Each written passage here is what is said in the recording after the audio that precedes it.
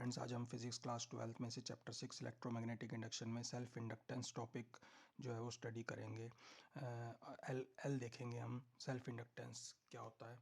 Now जैसा कि हमें पता है EMF is induced in the coil due to change of flux. एक बैक ईएमएफ जो है इंड्यूस होगी फ्लक्स चेंज करने से।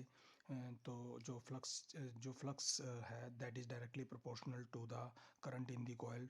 Now N phi B, if n is the number of turns then n phi b is directly proportional to current in the coil, and अगर हम proportionality sign को remove कर दें तो then n phi b is equal to li, where l is the self inductance of the coil and the coefficient of the self induction.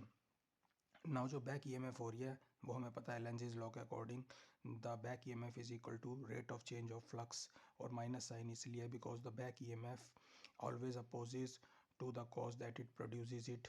तो EMF is equal to minus d N phi by d t, and EMF is also equal to minus L d I by d t because flux is equal to L I. तो अब solenoid के case में अगर हम देखें तो हमें पता है कि जो फाई है that is equal to B into A. तो एन फाई बी, अगर N number of turns N phi B is equal to N B A. Now B मैंने आपको पहले बताया था सोलेनॉइड के केस में that is equal to mu into N into I, mu naught into small n into I, where n is the number of turns पर unit length.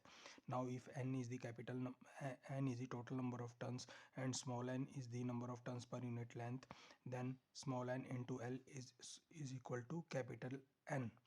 तो N phi भी जो हो जाएगा वो आ जाएगा mu naught N square A into small l into I.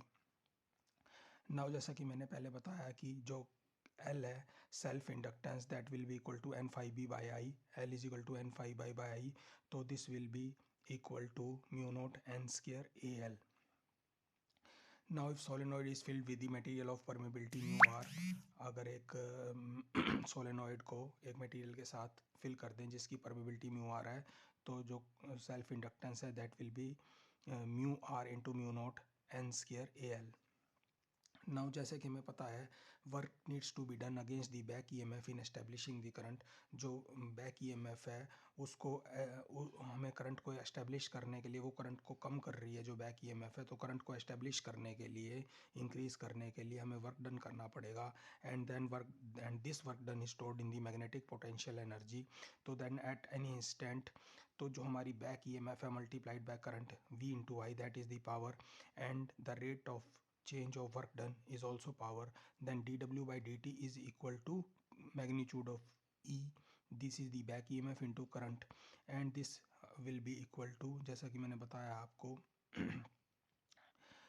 this LIDI by dt, क्योंकि हमारा E जो है हमारा that is LDI by dt. EMF is equal to LDI by dt multiplied by I.